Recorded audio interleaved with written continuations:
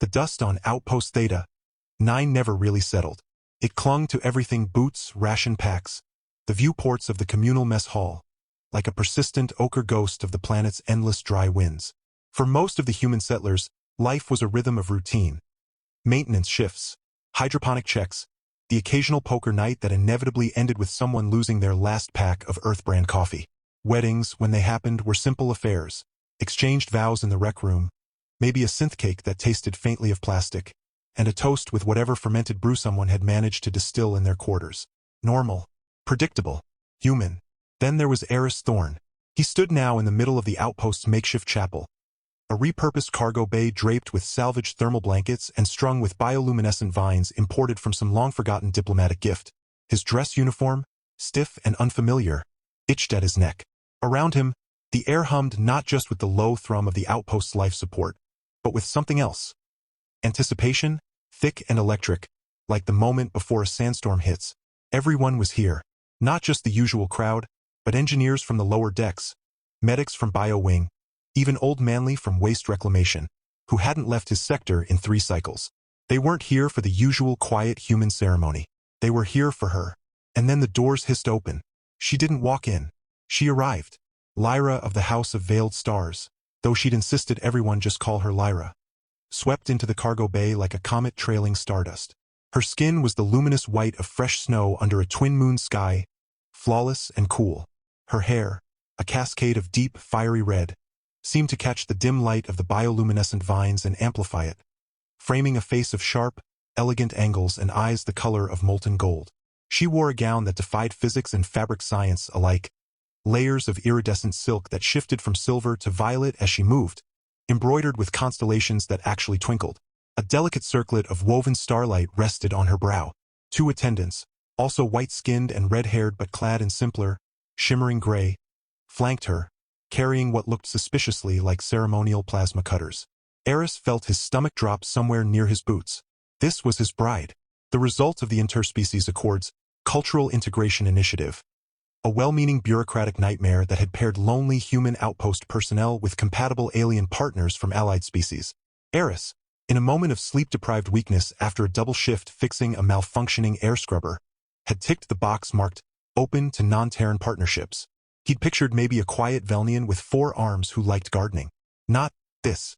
The officiant, a flustered-looking human chaplain named Davies who clearly hadn't rehearsed for this level of spectacle, cleared his throat. "We are gathered." Lyra raised a single, elegant hand.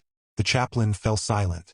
She turned her molten gaze fully on Eris, and the entire cargo bay seemed to hold its breath. Her voice, when it came, wasn't loud, but it resonated in his bones, rich and layered like distant chimes. "Eris Thorne," she declared, the syllables of his name sounding like a sacred incantation. "Before the witnessing stars and the silent void, I, Lyra of the Veiled Stars, daughter of the 7th Nebula, do pledge my eternal flame to you. May our bond shatter the darkness and ignite a new constellation in the tapestry of existence." A collective "oh" rippled through the human crowd. Someone sniffled. Eris just stared, his mouth slightly open. This wasn't a wedding. This was a galactic opera. He'd expected a handshake and a shared protein bar.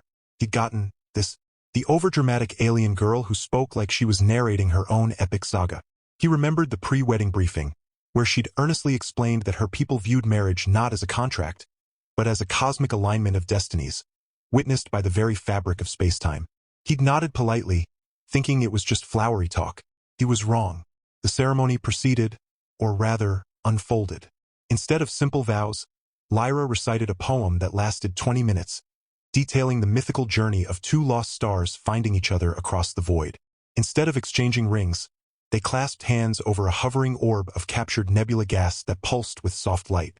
When the chaplain finally, blessedly, pronounced them bonded, Lyra didn't just kiss him. She placed her cool, white hands on either side of his face, looked deep into his bewildered eyes, and whispered, "Our saga begins, my star found." Then she kissed him, a kiss that was surprisingly soft, yet carried the weight of galaxies. The reception was held in the mess hall, transformed beyond recognition. The usual metal tables were draped in shimmering cloth.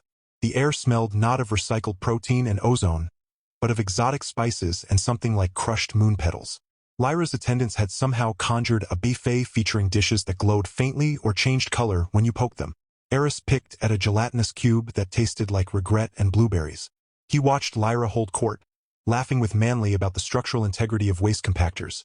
Apparently, her people had similar issues with recycling stellar debris, charming the engineers with tales of zero-gravity ballet, and making the medics blush with her unflinching descriptions of ceremonial scarification rituals.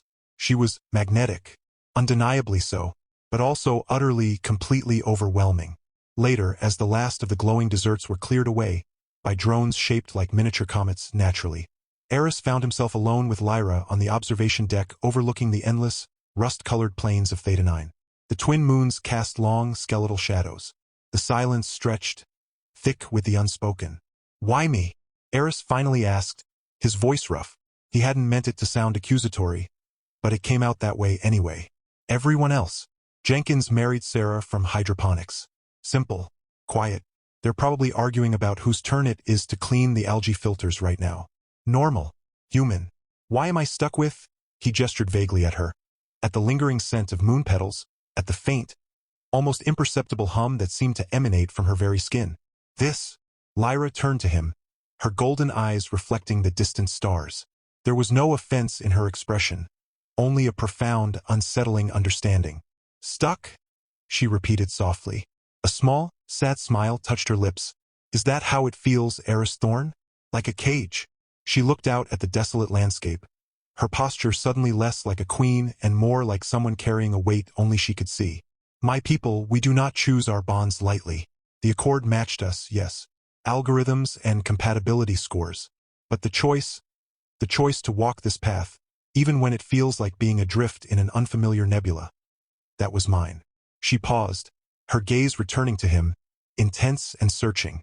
And perhaps, it was yours too, even if you didn't know it then. You ticked the box, star found.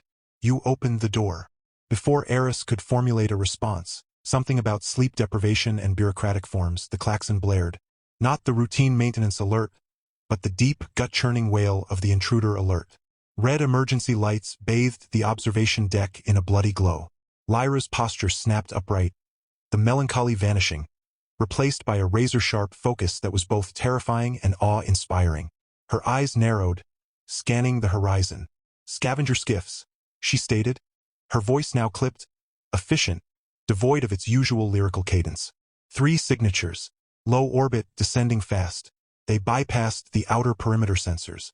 Sloppy. She turned to Eris, her expression grim. Your normal wedding reception is over, husband. Panic, cold and sharp, lanced through Eris. Scavengers, raiders. They hit outposts like Theta 9 for parts, supplies, sometimes people.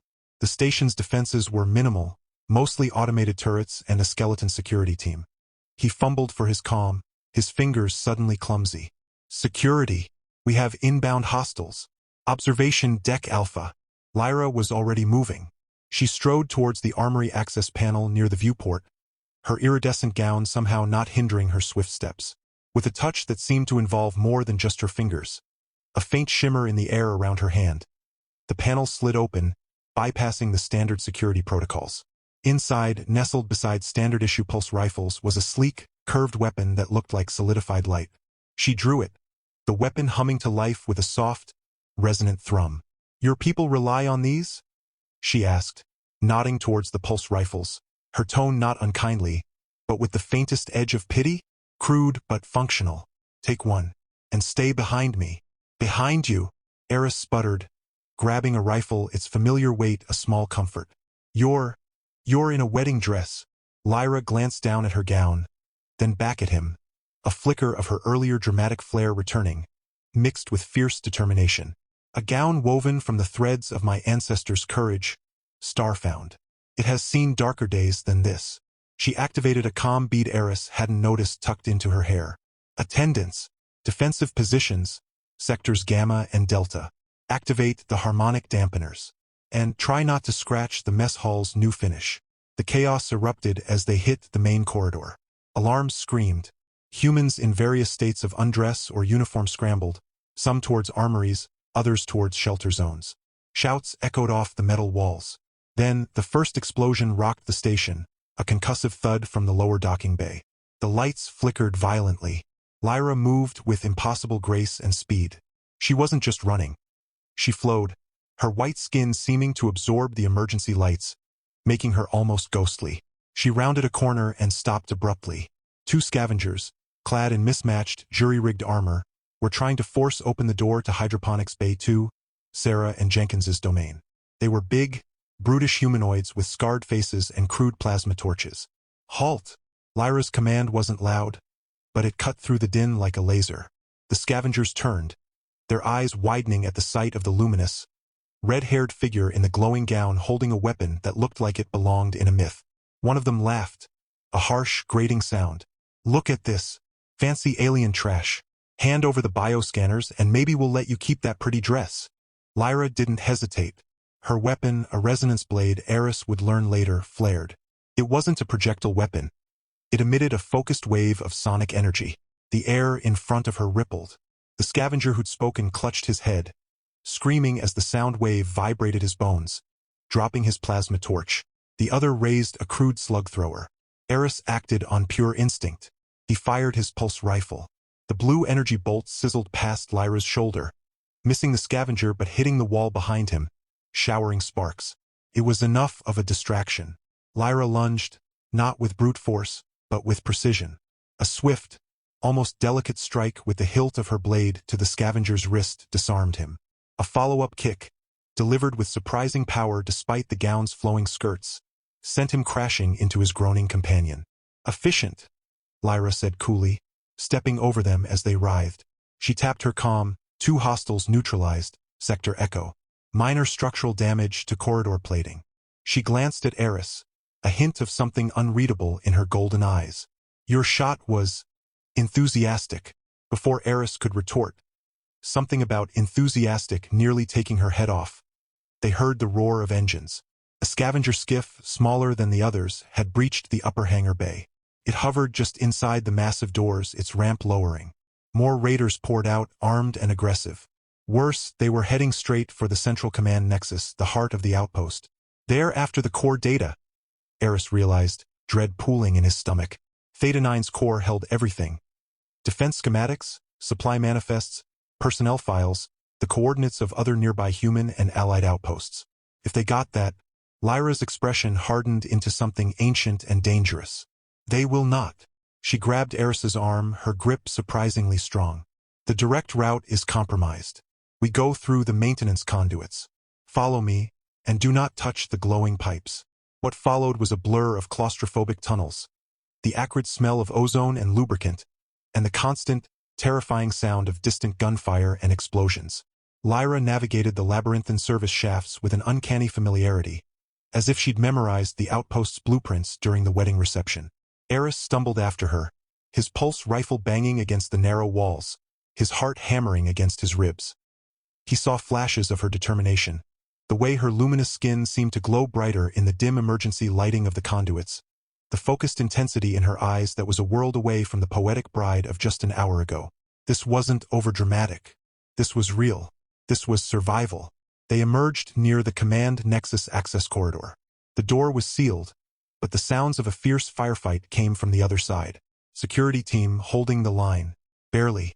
Lyra placed her palm flat against the door's control panel. Again, that faint shimmer. The door hissed open, revealing a scene of controlled chaos. 3 security officers were pinned down behind overturned consoles, trading fire with a group of scavengers who had already breached the outer security ring. One officer was down, clutching a bleeding leg. Without a word, Lyra stepped into the fray. Her resonance blade sang. The sonic pulses weren't just disorienting. They disrupted the scavengers' crude energy shields, causing them to flicker and fail. She moved like a dancer in a deadly ballet, weaving between pulse fire, her strikes precise and disabling. Eris, shaking off his shock, added his fire to the mix, his shots now more controlled, covering Lyra's flanks as she advanced. It was during this desperate push that Eris saw it. One of the scavenger leaders, a hulking brute with a cybernetic eye, wasn't aiming at the security team or Lyra. He was aiming a heavy-duty data spike at the main core terminal. He'd almost reached it. "Lyra!" Eris yelled, pointing. She saw it instantly, but she was engaged. 2 scavengers pressing her hard. Eris didn't think. He broke cover, sprinting across the open floor towards the brute, firing wildly to draw his attention. It worked. The brute turned, snarling, and raised his weapon. Not the data spike, but a massive rotary cannon. Time seemed to slow. Eris saw the barrels start to spin. He was dead. Then, a streak of white and red shot past him. Lyra. She disengaged, abandoning her own fight, throwing herself in front of him. She raised her resonance blade not as a weapon, but as a shield. The sonic field flared, a visible dome of distorted air. The rotary cannon fired. The hail of high-velocity slugs hit the sonic shield. The sound was deafening. A screech of metal meeting impossible force. The shield held, but just barely. Cracks of visible energy spiderwebbed across its surface. Lyra grunted, staggering under the impact, her luminous skin paling further, beads of something like liquid silver forming on her brow. But she held her ground, shielding Eris completely. In that moment, seeing her strain, seeing the raw, unguarded effort to protect him. A man she barely knew, a man who had just hours before lamented being stuck with her. Something shifted inside Eris. The overdramatic alien girl vanished. In her place was Lyra, fierce, loyal, terrifyingly brave. His wife, the security team, seeing the opening, concentrated their fire on the brute. He roared, overwhelmed, and fell. The remaining scavengers, seeing their leader down and facing a renewed assault from the humans and the terrifying white-skinned warrior, broke and fled back towards their skiff.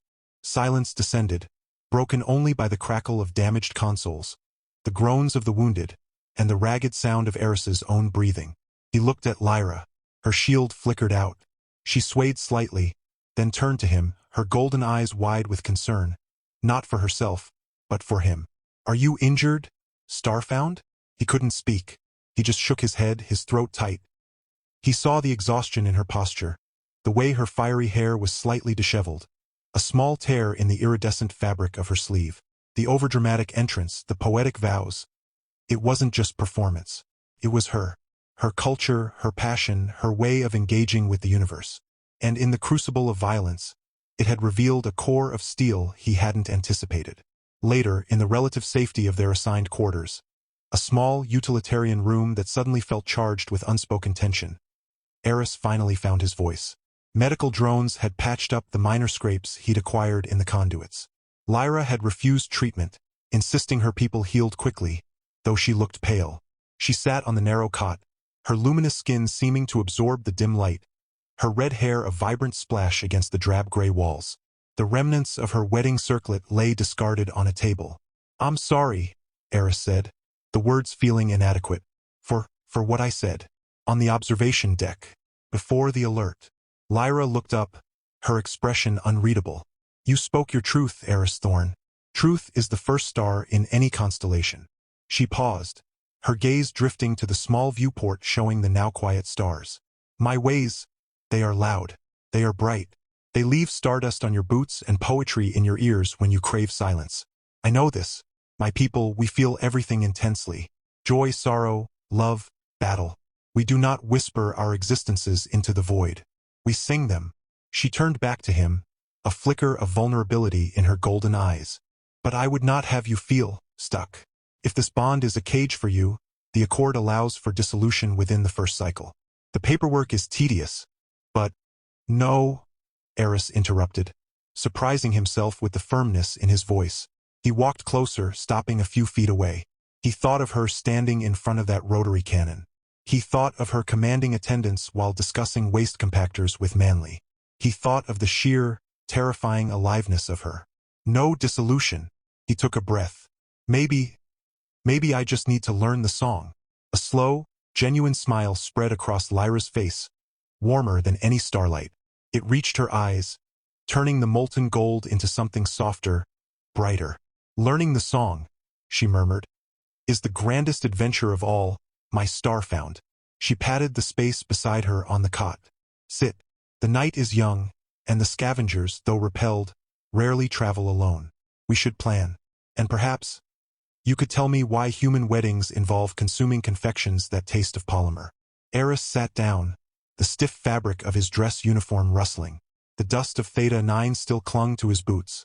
The outpost was damaged. The threat wasn't fully gone, and his life had irrevocably veered off the path of predictable human normalcy. He looked at Lyra, her white skin glowing softly in the dim light, her red hair catching the starlight from the viewport, her golden eyes holding galaxies of unspoken stories. An overdramatic alien girl? Maybe. But she was his overdramatic alien girl. And for the first time since ticking that fateful box, Eris Thorne didn't feel stuck. He felt like the first chapter of a story he never knew he wanted to read had just begun. And the next page promised chaos, stardust, and maybe, just maybe, something extraordinary. Outside, the twin moons cast their long shadows, but inside the small room, a different kind of light was kindling. One forged in shared survival and the fragile, hopeful beginning of understanding. The silence now wasn't awkward. It was charged with the hum of possibility and the distant, ever-present whisper of the stars watching over their unlikely union. The fragile peace that settled over Outpost Theta 9 after the scavenger raid was like thin ice over deep water, shimmering on the surface, but treacherous beneath. Repairs began immediately. Hull breaches sealed, damaged conduits rerouted, shattered viewports replaced with reinforced polymer. Yet the real reconstruction wasn't of metal and circuitry, but of trust. Eris found himself watching Lyra in quiet moments. How she traced the constellations stitched into her gown with absent fingers. How her luminous skin seemed to dim slightly when she thought no one was looking. How she'd pause outside the medbay door where the wounded security officer still lay unconscious. The overdramatic alien princess was still there, yes. She insisted their shared quarters be blessed with a nightly chant to the guardian moons of Theta 9. But beneath the ritual and the poetry was a woman carrying burdens Eris was only beginning to glimpse. Their tentative truce deepened during the long shifts they spent side by side in command, analyzing the scavenger's tech. Lyra's knowledge of fringe system weaponry and alien alloys proved invaluable. She identified the data spike as Varelian, a species not known for scavenging but for espionage. They weren't after supplies, she murmured one night. Her golden eyes narrowed at a holographic schematic. They were after you, Eris. Or rather, what you represent. Me? Eris scoffed, rubbing tired eyes. I fix air scrubbers. Hardly a galactic secret. Not you personally, Lyra corrected gently, her voice low. But your outpost. Theta 9 sits on the edge of contested space. The Accord's integration initiative? It's more than diplomacy. It's a shield. A statement that humans and allied species stand together. To certain factions, like the Varelian Syndicate, it's a threat. She turned to him, her expression grave. They didn't just want data. They wanted to discredit the Accord. To show that these bonds, like ours, are fragile, easily broken. A chill ran through Eris that had nothing to do with Theta 9's temperamental climate control. Their marriage, their very existence together, was a political target. Before he could respond, the comm crackled. It was Manley from Waste Reclamation, his voice tight with panic. Thorne, you gotta get down here. There's something in the recycler core. It's alive. They found Manley backed against a wall, face pale, staring at the massive cylindrical chamber of the primary waste recycler. Inside, suspended in the swirling green slurry of organic decomposition, was a pulsing, gelatinous mass veined with faint blue light. Tendrils snaked through the filtration grates, probing, testing. Bio-scavenger? Lyra breathed, her resonance blade already humming in her hand. A Varelian homing organism. It latched onto their data spike, survived the firefight, and hitched a ride into the waste stream. It's broadcasting our coordinates. She moved toward the control panel. We need to purge the core now. But as she input the purge sequence, alarms blared not from the recycler, but from the main comms array. A priority hail, encrypted with Varelian codes, flooded every screen in the outpost. The image that resolved was of a tall, gaunt figure with obsidian-black skin and eyes like chips of cold iron. His voice was a dry rasp, devoid of inflection. Lyra of the Veiled Stars, he intoned. You have something that belongs to us. Return the homing organism and the human lives. Refuse, and we will reduce Theta 9 to cosmic dust. You have one cycle. The transmission cut. Silence descended, thick and suffocating. Manley whimpered. Eris's blood ran cold. They weren't just under observation, they were under siege. Lyra's face was a mask of icy fury. Kalen Voss, she spat, the name like poison. A disgraced Varelian warlord. He seeks to reclaim his standing by destroying the Accord's first human-alien bond. She turned to Eris, her golden eyes blazing. We cannot give him the organism. The beacon. But we cannot let him destroy the outpost. What do we do? Eris asked, his voice tight. Lyra's gaze fell on the pulsing mass in the recycler. A slow, dangerous smile touched her lips. A smile that held no warmth, only calculation. We give him what he wants, she said softly. But not what he expects. The plan was audacious, bordering on suicidal. They would extract the organism intact, a task requiring Lyra to enter the recycler core in a pressurized environmental suit, and implant a counter-frequency pulse generator inside it, disguised as part of its biological structure. When Kalen activated the homing signal, the pulse would overload his ship systems instead. But it required precision, timing, and a level of biological manipulation Eris didn't think possible. As Lyra suited up, her white skin glowing faintly through the visor, Eris gripped her arm. If something goes wrong, then you will tell our story, Starfound, she interrupted, her voice calm through the suit's calm. Tell them how a human and a daughter of the veiled stars defied the void together. She squeezed his hand, then stepped into the decontamination airlock. What followed was an hour of agonizing tension. Eris monitored the bio readouts, his knuckles white on the console. He watched Lyra's suited figure move with balletic grace inside the toxic slurry, her tools flashing as she worked on the squirming organism. Twice, the creature lashed out, its tendrils striking her suit. Alarms shrieked, but Lyra held firm, her focus absolute. Finally, she emerged, the organism sealed in a containment unit, the tiny pulse generator nestled within its core like a hidden fong. They transmitted the surrender signal. Kalen's ship, a jagged obsidian dagger against the stars, decloaked just beyond the outpost's crippled defenses. The homing organism was launched via a disposal pod. As it drifted toward the Varelian vessel, Eris held his breath. The moment the pod was tractor-beamed aboard, Lyra activated the pulse. Kalen's ship didn't explode. It screamed. A wave of distorted energy rippled across its hull. Lights flickered and died. Engines sputtered. The ship listed violently, caught in Theta 9's weak gravity well. Cheers erupted in command. They'd done it. But Lyra's face remained grim. He's not finished, she whispered. She was right. As the crippled Varelian vessel began its slow, uncontrolled descent toward Theta 9's surface, a smaller escape pod ejected from its belly. It streaked toward the outpost's primary landing pad, not to attack, but to land. And inside, when the ramp lowered, stood Kalen Voss himself. He was unarmed, his obsidian skin marred by fresh burns, but his cold eyes locked onto Lyra with terrifying intensity. "Clever little star," he rasped, stepping onto the pad. "But you forget. The Veiled Stars and the Varelian clans share blood. Ancient blood. And blood calls to blood." Before anyone could react, Kalen slammed his palm against his own chest. Dark energy crackled around him. Lyra cried out, staggering as if struck. Her luminous skin flickered, dimming erratically. She clutched her head, a low moan escaping her lips. "What's he doing?" Eris yelled, raising his pulse rifle. "Blood resonance," Lyra gasped, her voice strained. "He's using our shared ancestry to disrupt my biofield. It's weakening me." Kalen advanced, a predator closing in. "The Accord promised you a human pet. Lyra? How quaint. But your destiny lies with your own kind. With power. With purpose." He reached for her. Eris didn't think. He fired. The pulse bolt struck Kalen square in the chest. The Varelian staggered, smoke rising from his tunic, but he didn't fall. He laughed, a dry, rattling sound. "Foolish human, your weapons are toys." He raised a hand, and dark energy coalesced around it. A vortex of crushing force aimed at Eris. Lyra, with a cry of pure rage, threw herself in front of Eris again. But this time, weakened by the blood resonance, her sonic shield sputtered and failed. The dark energy struck her full force.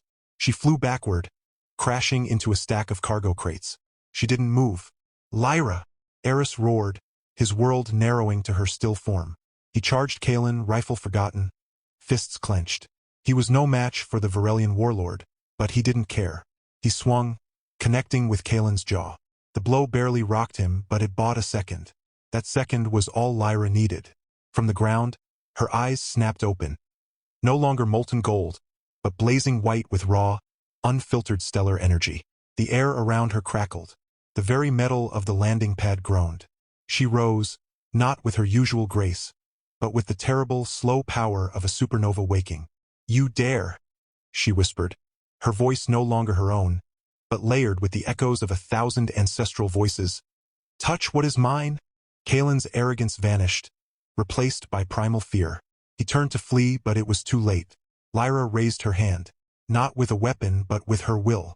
The dark energy Kalen had wielded twisted, reversed, and surged back into him. He screamed. A sound cut abruptly short as his body dissolved into swirling ash, scattered by Theta 9's relentless wind. Silence. Then the energy around Lyra flickered and died. She swayed, her skin returning to its normal luminous white, her eyes fading back to gold. She looked at Eris, exhaustion and something deeper, something like shame, written on her face. I lost control," she whispered. "The ancestral rage. It is dangerous. Forbidden." Eris didn't care about forbidden. He ran to her, catching her as her legs gave way. She was trembling, cold. "You saved me," he said, holding her close, ignoring the ash settling on his uniform. Again. In the days that followed, the outpost celebrated their victory, but a new tension simmered beneath the surface. Lyra withdrew. She stopped chanting to the guardian moons. She avoided the communal areas. Eris found her one night on the observation deck, staring not at the stars, but at her own hands as if they belonged to a stranger. "They fear me now," she said without turning. "Even your people. They saw what I am capable of. The monster beneath the poetry." "You're not a monster," Eris said firmly, stepping beside her. "You're Lyra, my wife. You protected this place. You protected me." She finally looked at him, her golden eyes filled with a vulnerability he'd never seen. "But what if the monster is always there, Eris? What if one day I cannot control it? What if I hurt you?" He took her cool hand in his. "Then I'll be there to pull you back," he said simply. "Like you pulled me back from thinking my life was just about air scrubbers and normal weddings." He offered a small, tired smile. "Turns out, I like the stardust on my boots." A ghost of her old smile touched her lips. But before she could respond, the long-range sensors blared a new alert. Not scavengers, not Varelians, a fleet, dozens of sleek, silver vessels, bearing the sigil of the veiled stars, the very crest embroidered on Lyra's wedding gown. Her face went utterly still. "The High Conclave," she breathed, her voice hollow. "They felt the ancestral energy I unleashed. They know I broke the edict of restraint." She turned to Eris, her eyes wide with dawning horror. "They've come for me, Starfound, and they will not see our bond as a saga. They will see it as contamination." The silver fleet hung in orbit like a cage of stars, beautiful and terrible. The message that followed was not a demand, but a summons, delivered in the ancient, formal tongue of Lyra's people. She was to return to the veiled stars immediately to answer for her transgression. The implication was clear. The human bond would be severed, annulled, erased. Eris watched Lyra's face as she listened to the transmission. The fire, the vulnerability, the love. All were swallowed by a mask of regal composure, colder and more distant than the void outside. "I must go," she said, her voice devoid of its usual music. "No," Eris said, the word sharp in the quiet room. "There has to be another way." Lyra shook her head slowly, a single tear like liquid silver tracing a path down her luminous cheek. "The Conclave's word is law, Eris. To defy it is to be cast out, truly alone." She looked at him, her golden eyes pleading for understanding he wasn't sure he could give. "If I stay, they will not just punish me. They will punish you. They will brand Theta 9 a den of corruption. They could revoke the Accord's protection." She took his hands, her touch desperate. "Let me go. Let me face them. Perhaps I can make them understand." But Eris saw the truth in her eyes. She didn't believe she could. The Conclave wouldn't understand a love that defied cosmic order, a bond forged in scavenger fire and Varelian ash. They saw only a princess who had strayed, a human who had ensnared her. As Lyra prepared to board the Conclave's envoy shuttle, Eris made a decision. He couldn't fight a fleet. He couldn't argue with ancient laws. But he could stand with her, even if it meant walking into the lion's den. "I'm coming with you," he said, stepping onto the shuttle ramp behind her. Lyra whirled, shock breaking through her composure. "Eris, no. It's too dangerous. They'll what?" he interrupted, meeting her golden gaze steadily. Lock me in a cell? Send me back? Fine. But I'm not letting you face them alone. You stood in front of a rotary cannon for me. The least I can do is stand beside you in front of a bunch of judgmental star people. For the first time since the fleet arrived, Lyra's mask cracked. A sob escaped her, and she threw her arms around him, holding him as if he were the only solid thing in a collapsing universe. My stubborn, wonderful, human star found, she whispered into his shoulder. The shuttle lifted off, leaving the rust-colored plains of Theta 9 behind, carrying them toward the heart of the veiled stars, and into the unknown judgment of a civilization that might see their love not as a new constellation, but as a cosmic mistake that needed to be extinguished. The saga was far from over. It was entering its most perilous chapter, where the greatest threat wasn't scavengers or warlords, but the weight of tradition and the terrifying possibility that even stardust can be swept away. The High Conclave's chamber was a vast sphere of living crystal, floating in the silent heart of the veiled star's nebula, where time moved like slow light and judgment was measured in centuries. Lyra stood before the elders, ancient, luminous figures wreathed in starlight, her posture regal but her hands trembling. Eris stood beside her, out of place in his worn outpost uniform, yet refusing to yield an inch. He didn't plead. He didn't beg.